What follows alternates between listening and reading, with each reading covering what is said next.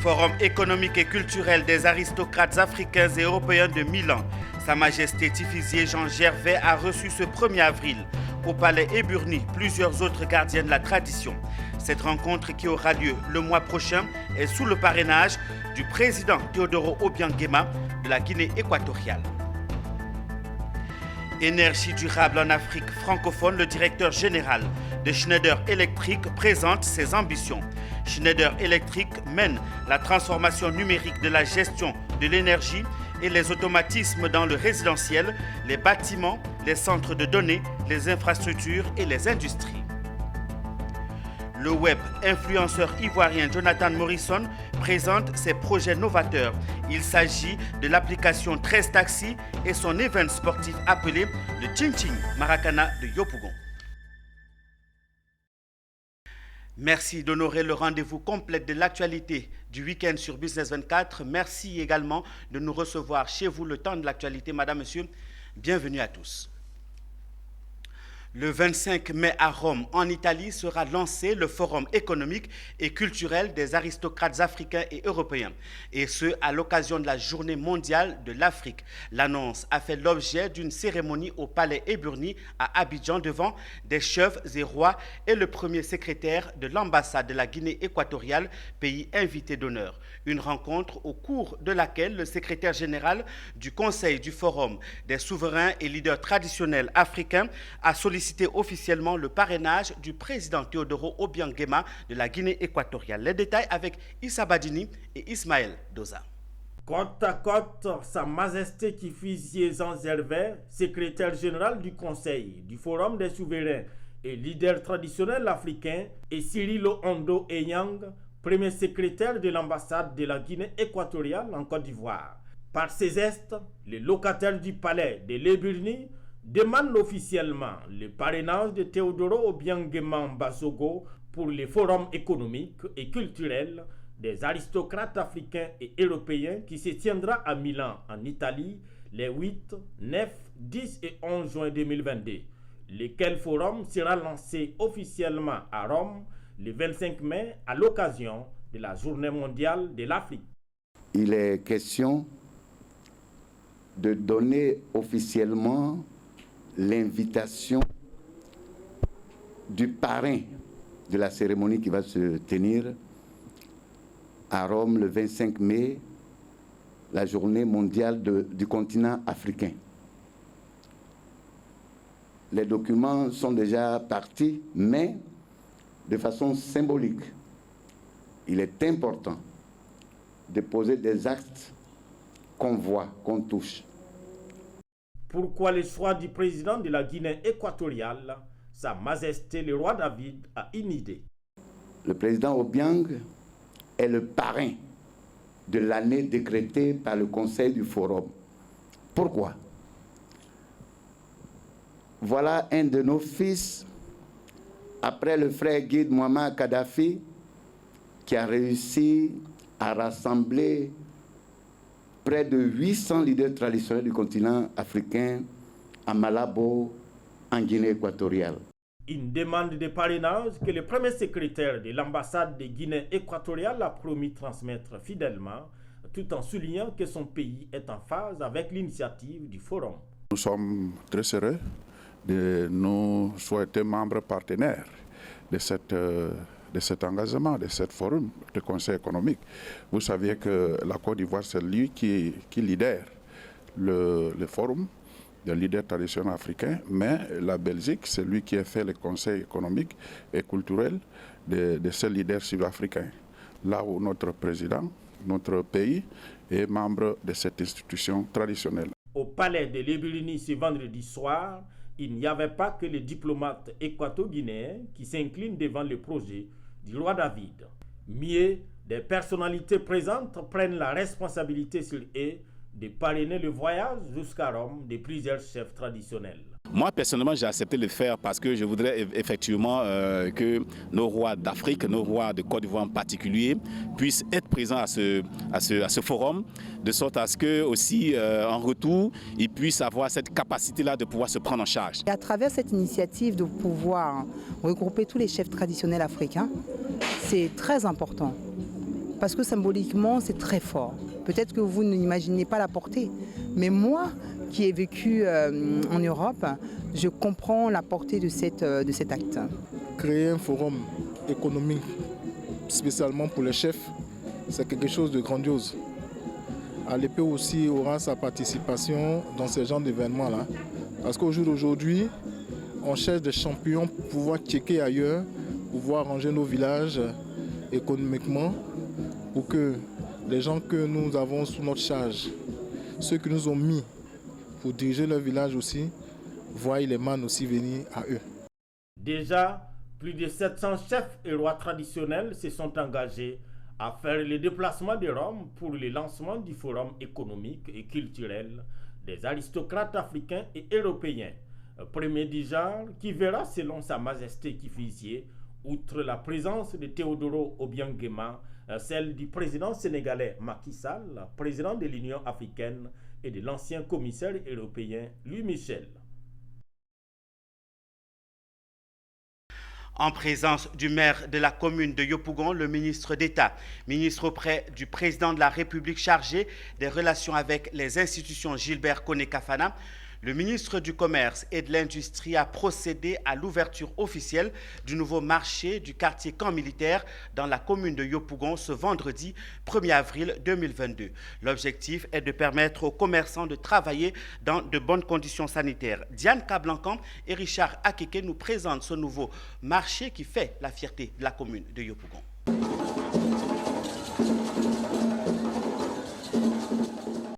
Bonne nouvelle pour les habitants de la commune de Yopougon. Ils sont désormais dotés d'un nouveau marché. C'est dans le quartier du camp militaire de cette commune que le maire Kone-Kafana, avec à ses côtés le ministre du Commerce et de l'Industrie Souleymane Diarra Souba, a procédé à l'inauguration du marché de Yopougon. Bâti sur une superficie de 6500 m², avec un coût global de 1,7 milliard de francs CFA, le nouveau marché de Yopougon est constitué d'environ 800 étals et 170 box et magasins. Et c'est avec beaucoup de fierté que je fais l'inauguration ce matin de cet ouvrage qui en fait va permettre d'accueillir environ 1000 commerçants et qui a un impact social très fort parce qu'il permettra en fait permettra aux commerçants de travailler désormais dans les meilleures conditions, dans des conditions de sécurité, dans des conditions d'hygiène, et permettant aux clients, aux consommateurs de venir faire leur marché, comme vous le voyez, dans des conditions les plus adaptées. Il se trouve que souvent, le déguerpissement pose des problèmes. Quand un commerçant est quelque part, même s'il y a le glo-glo à côté, il ne veut pas bouger. Alors, on ne peut pas aller au paradis sans mourir. C'est pour cela que les maires sont obligés de procéder par moment à des déguerpissements. Parce que nous voulons des villes propres, nous voulons des quartiers propres. Donc les infrastructures que nous offrons, c'est pour permettre d'améliorer ces conditions. Merci Ngouro, ça veut dire qu'à bord. Monsieur le ministre, il bord. Monsieur Kafana, monsieur le maire, il bord.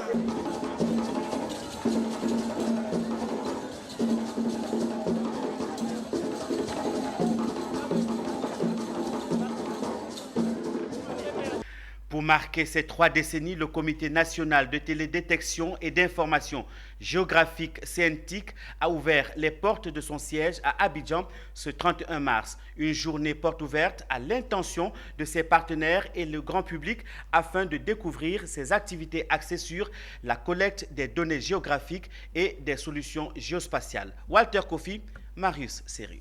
30 années au service du développement de la géo-information en Côte d'Ivoire, ça se célèbre et c'est pour marquer le coup que le Comité national de télédétection et d'information géographique, le CNTIC, a ouvert ses portes au grand public. Expositions et stands offrant l'opportunité aux visiteurs et partenaires de s'imprégner du savoir-faire de l'organisme, visites guidées dans les locaux et démonstrations de solutions par drone ont meublé cette journée. Dr Edouard Font, directeur général du CNTIC, a saisi cette occasion pour faire un bilan après 10 années de gouvernance. Un bilan qui démontre que le CNTIC est passé de la simple production de cartes géographiques à la mise en œuvre d'outils innovants.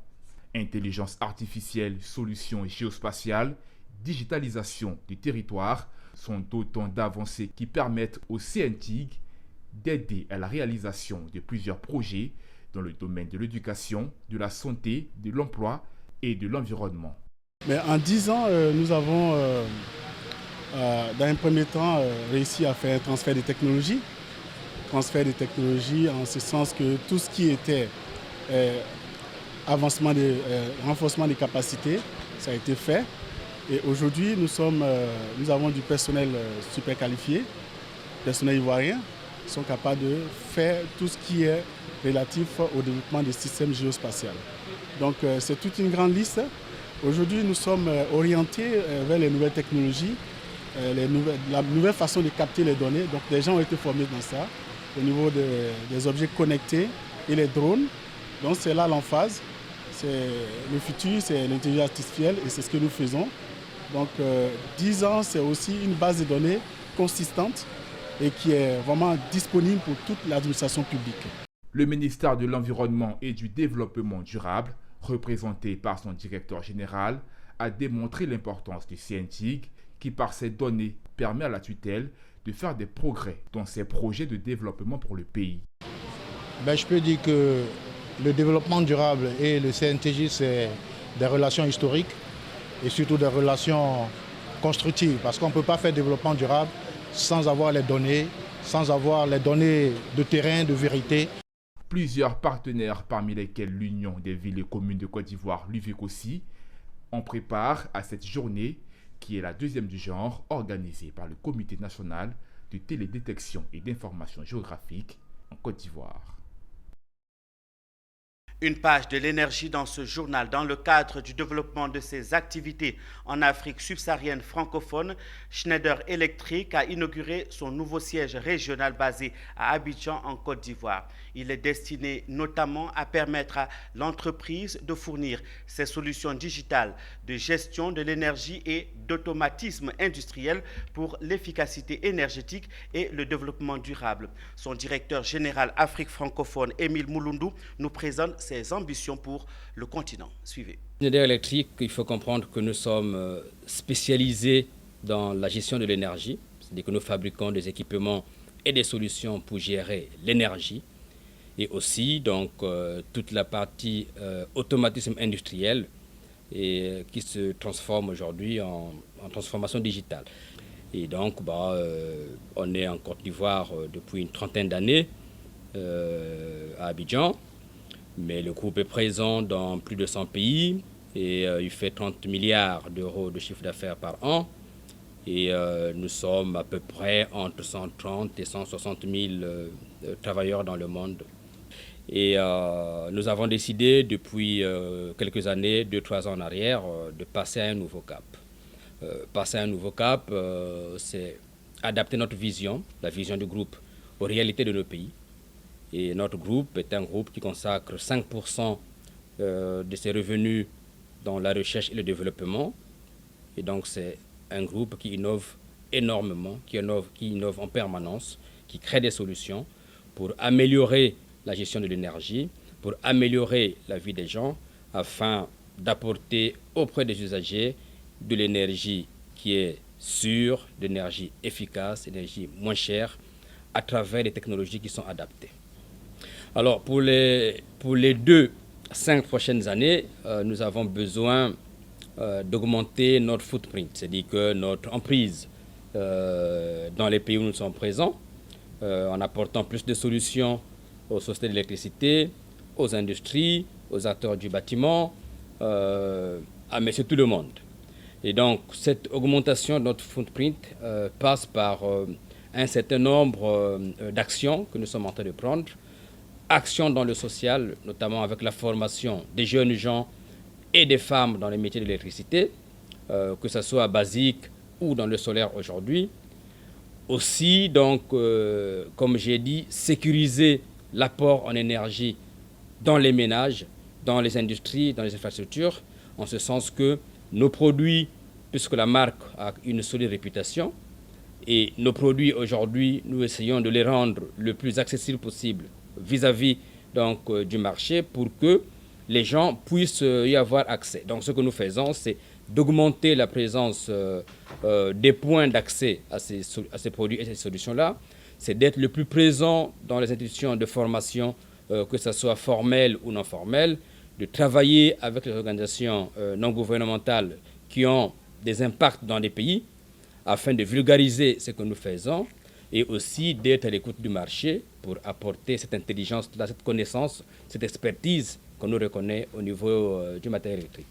Parlons de littérature à présent. Après le décès de l'ancien Premier ministre de Côte d'Ivoire, Ahmed Bakayoko, Dr Jean-Jacques Konadjé lui redonne une seconde vie dans un livre dédicacé ce 31 mars à Abidjan. Ambak, une vie au service de la nation, c'est le titre de cet ouvrage de 304 pages qui retrace le parcours très atypique de l'ancien Premier ministre de Côte d'Ivoire. Philippe Zabo et Richard Akeke nous présentent ce nouveau livre. Ambak, une vie au service de la nation est une biographie de celui qu'on avait surnommé le Golden Boy, synonyme des jeunes traders anglais, toujours bien habillés, qui faisaient la fête après une journée de labeur. Mais à leur différence, des études inachevées en fac de médecine, il finit Premier ministre. Paradoxe qui mérite un livre. Ce livre raconte l'histoire du Premier ministre Ahmed Bakayoko, son parcours, c'est-à-dire de ses origines, en passant par toutes les étapes de sa vie, jusque, je dirais, ses dernières fonctions qu'il a occupées en tant que Premier ministre chef du gouvernement. C'est quelqu'un qui a eu une vie marquée par 3 étapes. La première étape, c'est l'école de sa vie. C'est quelqu'un qui a appris dans le feu de l'action. Quelqu'un qui a appris, je dirais, de ses erreurs et qui a toujours appris aussi à avancer, à aller de l'avant, quelles que soient les difficultés. C'est quelqu'un aussi qui a eu une vie qui est une belle leçon à la propre vie. Pourquoi? Parce que Ahmed Bakayoko a déjoué tous les pronostics.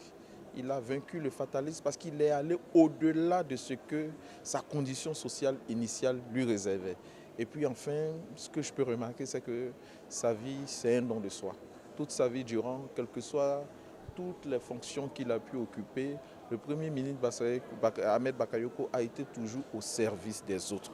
D'où le titre de ce livre, Ambak, une vie au service de la nation. Les personnes venues acheter le livre, quelle que soit leur profession, sont tombées sous le charme d'Ahmed Bakayoko, surtout de son abnégation, de son côté baroudeur et de sa magnanimité. Alors Ahmed Bakayoko est un mécène sur le plan culturel artistique. Je suis un artiste et je suis résident permanent dans la commune d'Abobo dont il a été le maire. Et quand j'ai appris qu'un livre a été écrit vraiment pour rendre hommage à ce monsieur et aller plus loin dans ce qu'il a pu faire. Le Premier ministre Ahmed Bakayoko était une personne qui savait faire face à tous les défis. Et bien vrai que nous avons été proches à un moment donné de sa vie à ses côtés, mais je pense bien que pour nous, nous ne connaissons pas tout de la vie d'Ahmed Bakayoko. Le docteur Jean-Jacques Konadjé est diplômé en sciences politiques, options géopolitiques et relations internationales. Il est à son 3e livre, après l'ONU et le conflit ivoirien, et Côte d'Ivoire, le prix de la paix positive. Parlons de violences basées sur le genre. Le mouvement Body Right, un nouveau copyright pour la lutte contre les violences en ligne à l'encontre des femmes, a été présenté ce vendredi 1er avril aux ONG blogueurs et acteurs de la société civile. Une initiative du Fonds des Nations Unies pour la population UNFPA dans l'objectif de sensibiliser aux bonnes pratiques sur les plateformes web et stopper cette forme de violence. Walter Kofi et Tima Traoré nous en disent davantage. La lutte contre les violences basées sur le genre continue de battre son plein. Cette fois, le combat n'est pas contre les violences physiques, mais plutôt celles pratiquées via Internet. Le partage de vidéos intimes, les prises d'images sous la jupe, les commentaires à caractère sexuel sont tellement récurrents qu'ils deviennent de moins en moins choquants. Des formes de violence numérique qui ont interpellé le Fonds des Nations Unies pour la population, l'UNFPA, à réagir en initiant son projet Body Right. À l'instar du copyright qui défend le droit exclusif des auteurs sur son œuvre, le Body Right se penche sur la protection du corps humain en ligne. Une conférence autour du concept a réuni experts et acteurs de la société civile qui, lors d'un panel, ont proposé des pistes de solutions pour mettre fin à la violence numérique. C'est pour ça que nous avons lancé cette campagne depuis l'année passée, durant les 16 jours d'activisme, pour, je dirais d'abord, sensibiliser les personnes pour dire, même dans le monde virtuel, mon corps continue de m'appartenir.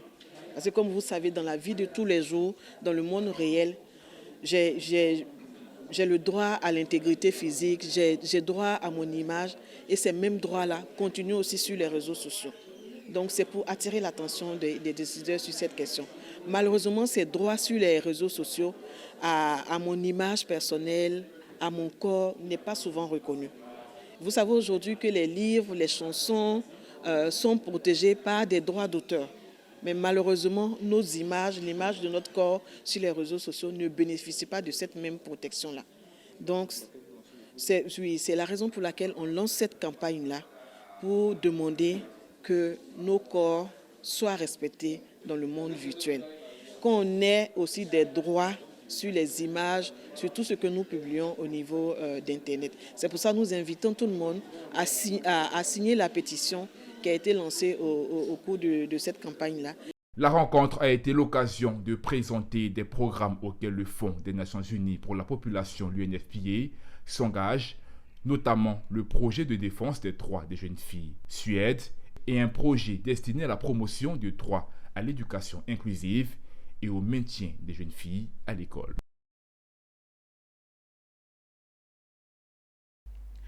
Le web influenceur ivoirien, l'ex-compagnon de Maria Mobile, est aussi un homme d'affaires. Jonathan Morrison, de son vrai nom, fraîchement revenu des États-Unis, est en Côte d'Ivoire depuis quelques mois.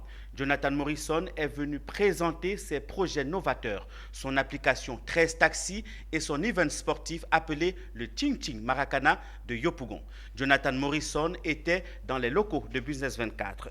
Il a livré ses projets au micro de notre reporter Diane Cablancan. Je vous propose de l'écouter. Le Maracana, d'abord, qui aura lieu le 13 juin 2022 à Yopougon, qui est un tournoi unique, un concept unique de Maracana où le gagnant aura 40 millions, le second 20 millions. Chaque équipe aura ses couleurs, son logo, ses maillots. Les maillots seront vendus en ligne dans les boutiques au niveau national comme à l'international. Et c'est juste une fête, quoi, une fête nationale du sport et du football que nous aimons tant. Voilà, c'est une culture pour nous. Et maintenant, par rapport au taxi, voilà, j'ai décidé d'apporter un plus. J'ai décidé de mettre mes connaissances technologiques à l'œuvre pour faciliter le déplacement et puis aider la Côte d'Ivoire à lutter contre la vie chère. Là, nous avons eu 12 000 utilisateurs sur 13 taxis en seulement 2 jours, sans communication, sans panneaux publicitaires, sans radio, sans télé. Et 12 000, c'est beaucoup. Donc, je profite de cette occasion pour dire merci à tout le monde. Et j'invite les chauffeurs à venir s'inscrire sur 13 taxis parce que là, il y a 12 000 personnes qui attendent pour commander des taxis. Et en plus de cela, nous offrons une très belle offre aux chauffeurs dans le sens où ils payent seulement 13 000 francs par semaine et ils conduisent un nombre illimité de courses. Rendons-nous dans la région du Gontougo, précisément à Bandoukou. L'ONG internationale Save the Children a récemment lancé 2 projets majeurs pour la protection des enfants et des femmes dans la localité.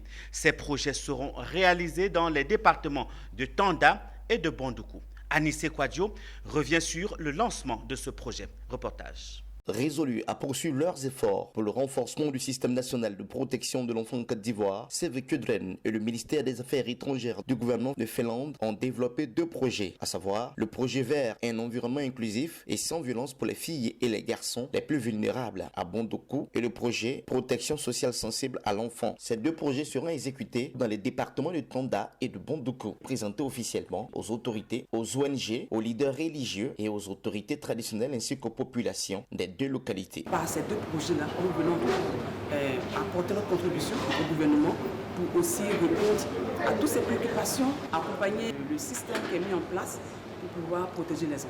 Afin d'agir sur les différentes formes de violence et d'exploitation à l'égard des enfants, l'organisation internationale Save the Children voudrait s'appuyer sur tout le monde pour la réussite du dit projet. Nous croyons qu'avec les différentes initiatives et la collaboration de tous et de toutes, nous arriverons à donner le sourire à nos enfants et participer ainsi à leur développement et leur plein épanouissement. Les autorités préfectorales en région entendent accompagner ce projet pour le bien de la communauté. Nous sommes pleinement impliqués et nous sommes prêts à aider l'ONG Save the Children et ses partenaires pour que ce projet connaisse du succès dans la région du Gontougou.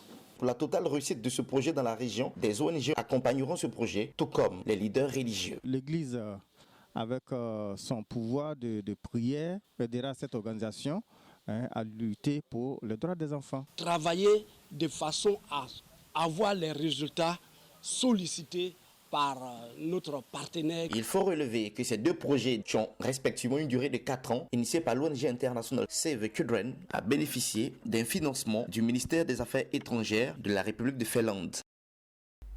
Restons avec Anissé Kouadio à Bandoukou pour magnifier la femme à travers la Journée internationale des droits de la femme. Une célébration qui a vu la présence du ministre d'État, ministre de l'Agriculture et du Développement rural.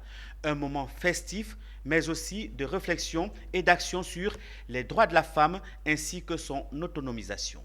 Sous la houlette du ministre Kobena Kwasi Adjoumani, ministre d'État de l'Agriculture et du Développement rural, les femmes de la région du Gontougou, à travers les associations et groupements de Bandoukou, se sont retrouvées pour un gigantesque défilé commémorant la Journée internationale des droits de la femme. Les femmes sont sorties massivement pour la commémoration de cette date, mettant en exergue leur chant, leur joie de vivre, leur danse et leur charme qui ne laisse personne indifférent à travers des prestations remarquées. Cette cérémonie s'est tenue en présence de l'épouse du ministre Kobena Kwasi Adjoumani, du président du conseil régional, du préfet et de bien d'autres personnalités qui ont salué à sa juste valeur ce moment qui honore la femme. Nous sommes venus, l'épouse de M. le ministre d'État et moi-même, pour le représenter parce qu'il est le parrain de cette cérémonie. Le ministre dit qu'il y a toutes les catégories, il y a toutes les compétences dans notre région. Tout ce que le ministre demande aujourd'hui à nos sœurs, c'est qu'elles s'engagent. Et si elles s'engagent, il est prêt à les accompagner. Je voudrais réaffirmer à cette tribune ma détermination et celle du corps préfectoral à œuvrer en vue de la promotion d'une société encline à l'égalité des droits et à l'équité. L'ensemble des femmes, à l'unisson, ont relevé la pertinence de l'organisation de cette cérémonie, tout le mérite qui revient à la femme. Je lance un appel pressant aux autorités pour assurer l'égalité des chances à tous afin de permettre aux femmes d'être libérées et de réaliser pleinement leur potentiel pour une participation effective du développement durable. La direction régionale de la famille, de la femme et de l'enfant a tenu à travers cette cérémonie exhorter les femmes à prendre toute leur place pour la valorisation de leurs droits. Vos femmes, n'attendez pas que les garçons viennent tout vous donner sur un plateau d'or. Il vous appartient de prendre des initiatives. Soyez forts, ayez des organisations bien structurées, bien fortes. La commémoration de cette journée fut chargée de symboles. Ce sont les groupements et associations de femmes issus de toutes les considérations religieuses. La Russie fait la guerre à l'Ukraine, le blé joue les faux amis à Abidjan. C'est l'histoire d'une baguette de pain qui change de poids et de prix. C'est aussi la trame. Vous l'avez bien deviné, vous l'avez compris, c'est l'heure de la chronique de Business 24. Une chronique signée Issa Badini. Suivez.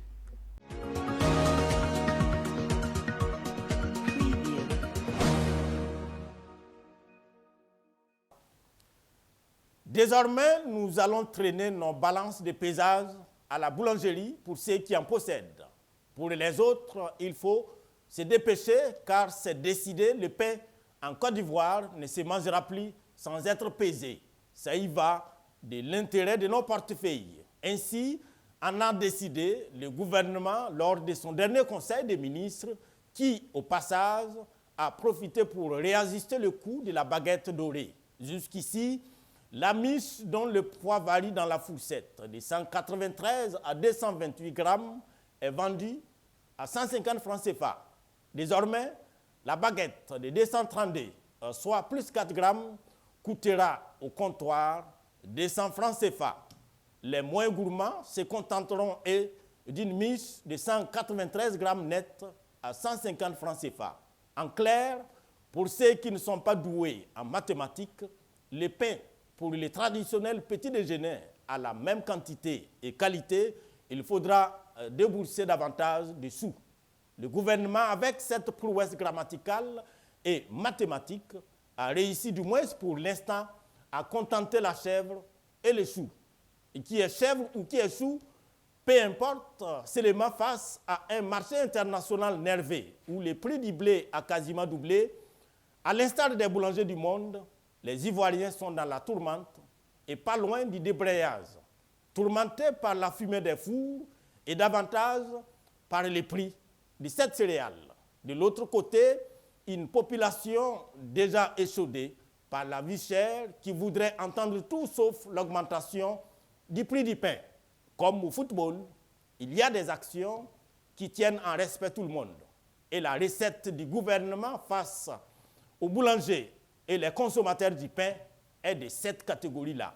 Cependant, il faudra redoubler d'efforts car la crise du blé est très loin d'avoir dit son dernier mot. Car en s'attaquant à l'Ukraine, c'est le blé mondial que Vladimir Poutine s'est attaqué. Les pays de Zelensky et la Russie a aidé ces 40% de la production mondiale. Aussi longtemps que durera cette guerre absurde, les blés et d'autres produits tels que le gaz ou le pétrole vont nous danser du coupé-décalé. Les gouvernants ont dans ces cas de figure de quoi s'inquiéter. À ceux qui, dans leur petit calcul, avaient pensé que Poutine pouvait raser l'Ukraine et que cela resterait une histoire russo-ukrainienne, les faits sont là pour les confondre. Comme dit l'adage, si l'ombre ne va pas à l'âne, c'est l'âne qui ira à l'ombre.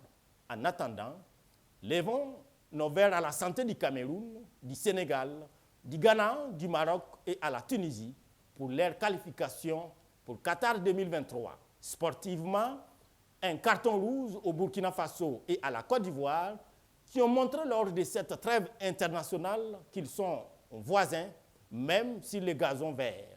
En match amicaux, étalons et éléphants ont le temps de 180 minutes d'horloge, encaissés respectivement 8 et 5 buts. On peut faire ça. À bientôt. C'est avec cette information que nous refermons ce journal du week-end proposé par l'ensemble de la rédaction. Madame, Messieurs, merci de l'avoir suivi. Passez un très excellent moment en compagnie de nos programmes. Je vous retrouve un peu plus tard pour une autre édition. Au revoir.